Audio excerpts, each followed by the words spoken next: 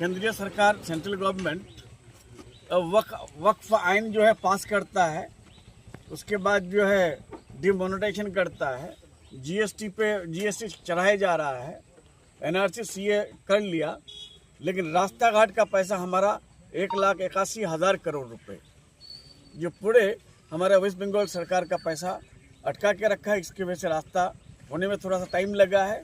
और सबसे बड़ी बात जो है, जो गरीबों का मसीहा बनता था, कि कहता था कि 2022 तक जो है सारे लोगों के मकान हो जाएगा, लेकिन मुझे अफसोस हो रहा है उस मसीहा पर जिन्होंने मसीहा का दावा करता है और पीएमओए का पैसा बंद करके आज हमारे मुख्यमंत्री ममता बंदोपाध्याय को ये करने पर मजबूर किया कि स्टेट गवर्नमेंट से जो है BAY बंगला आवास योजना का नाम हम लोग दे करके जो है 14 लाख घर हम लोग ऑलरेडी कर चुके हैं और फिर 16 लाख घर का जो है जून मई में फर्स्ट इंस्टॉलमेंट घुस जाएगा।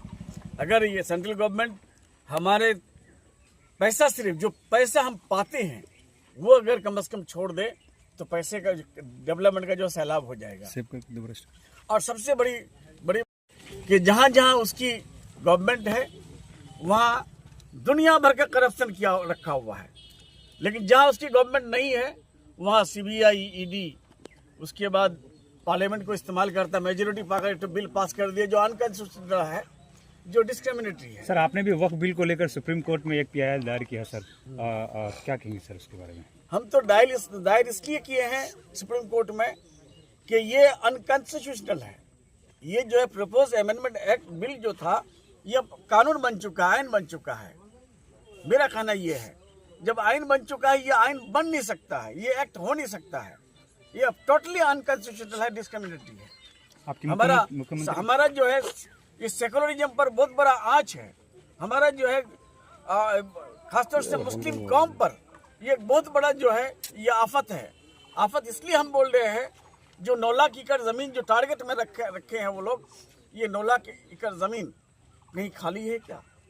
हम आपको पूछते हैं, एक मस्जिद है हमारा 300 साल पुराना यहाँ, उस मस्जिद में अक्सर हम लोग जुमा पढ़ने के लिए जाते हैं। उस मस्जिद का पेपर्स कोई दिखा पाएगा अभी?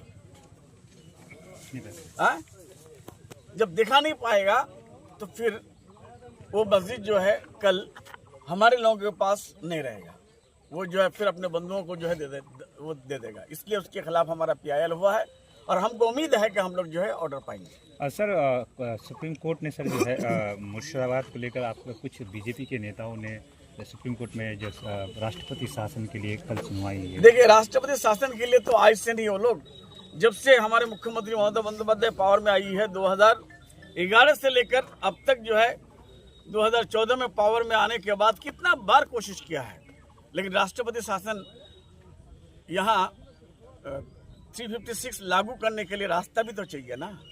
कोई रास्ता है क्या?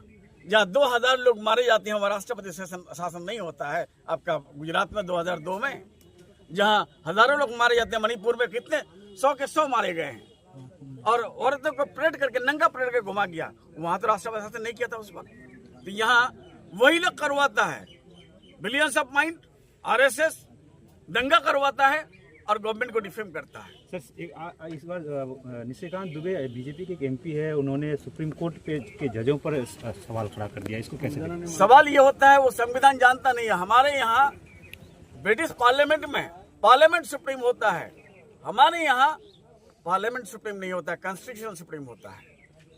जिस तरह से कॉन्स्टिट्यूशन जो डिफाइन करेगा कि पार्लियामेंट तुम्हारा इतनी पावर है, उसके बाद कहेगा कि राष्ट्रपति तुम्हारा इतनी पावर है, सुप्रीम कोर्ट तुम्हारी इतनी पावर है।